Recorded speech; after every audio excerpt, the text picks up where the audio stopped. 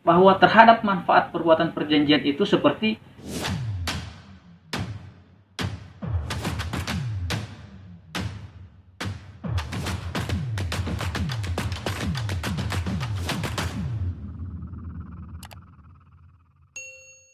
Assalamualaikum warahmatullahi wabarakatuh. Salam sejahtera untuk kita semua, sahabat ruang advokasi yang kami hormati.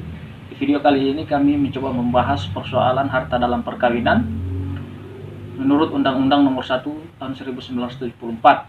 Namun sebelum video ini kami lanjutkan, ada baiknya bagi sahabat ruang advokasi yang baru bergabung, silahkan support kami dengan mengklik subscribe, like, dan share video ini agar video yang bermanfaat ini bisa memberikan solusi bagi rekan-rekan atau sahabat-sahabat yang belum sempat melihat video ini yang mengalami peristiwa yang sama.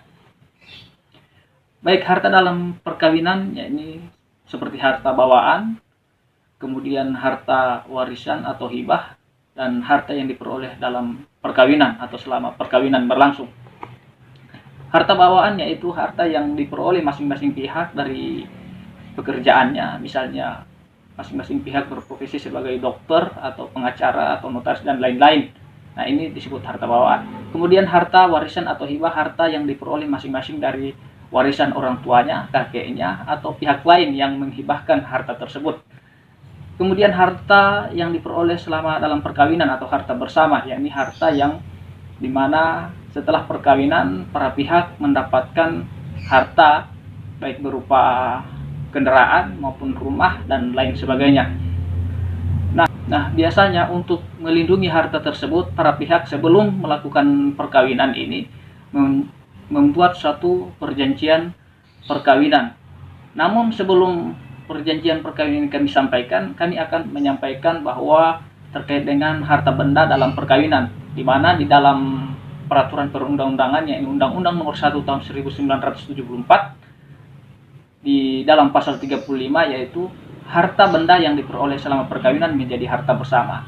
Lalu ketentuan harta bawaan yakni diatur di dalam pasal tersebut ayat 2, yakni harta bawaan dari masing-masing suami dan istri dan harta benda yang diperoleh masing-masing sebagai hadiah atau warisan adalah di bawah penguasaan masing-masing pihak sepanjang tidak ditentukan lain. Selanjutnya, di dalam menjaga harta tersebut agar tidak dapat dialihkan oleh pihak lain di kemudian hari, maka para pihak atas persetujuan bersama bisa membuat surat perjanjian, di mana surat perjanjian tersebut ada diatur di dalam ketentuan peraturan perundang-undangan nomor 1 tahun 1974 tentang perkawinan pasal 29.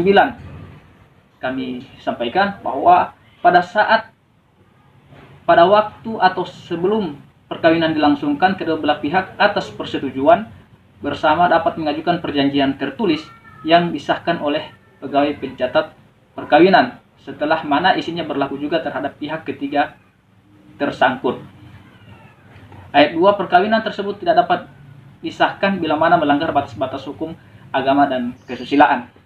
Nah, di dalam perjanjian perkawinan ini harus disebutkan pula hak-hak daripada pihak ketiga apabila salah satu pihak baik suami maupun istri tersangkut ada perjanjian-perjanjian yang melibatkan pihak ketiga. Selanjutnya, yang dimaksud perkawinan tersebut tidak dapat disahkan bila mana melanggar batas-batas hukum, agama, dan kesusilaan. Apabila hal-hal atau yang termuat di dalam perjanjian tersebut kemudian mengandung unsur penipuan yang tentunya melawan hukum, maka itu perjanjian tersebut tidak dapat disahkan.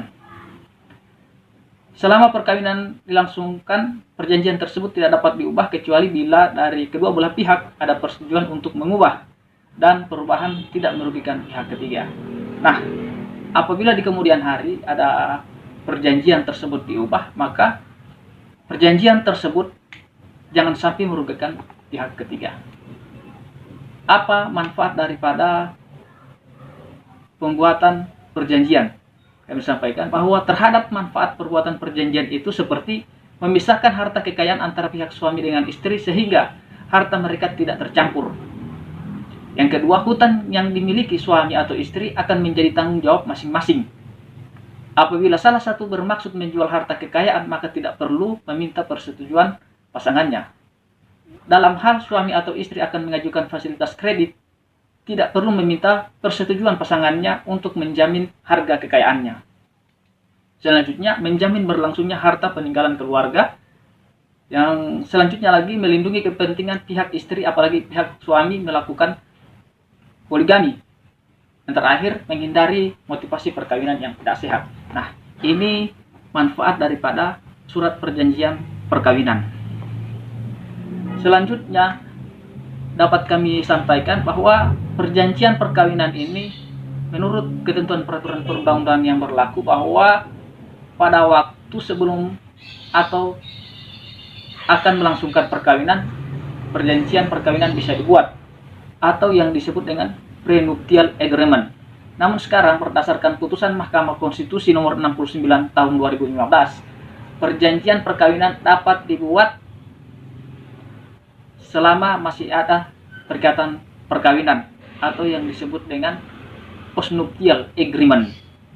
Maka ketika saat ini berlangsungnya perkawinan misalnya sudah berumur, usia perkawinan berumur 20, 30 sampai 50 tahun, namun hendak membuat perjanjian perkawinan, maka hal tersebut dapat dibolehkan atau dapat dilakukan berdasarkan ketentuan putusan Mahkamah Konstitusi nomor 69 tahun 2015. Setelah perjanjian perkawinan dibuat, bagi yang beragama Islam silakan untuk mengunjungi kantor notaris, akan ditandatangan dan dilegalisasi. Setelah hal tersebut dilakukan, maka akan diserahkan di KUA kantor urusan agama dan akan dicatat oleh pegawai pencatat nikah di dalam buku nikah. Bagi yang beragama non muslim, ini diserahkan di Dinas Kependudukan Pencatatan Sipil. Kami pikir ini informasi yang dapat kami sampaikan, semoga bermanfaat. Assalamualaikum warahmatullahi wabarakatuh.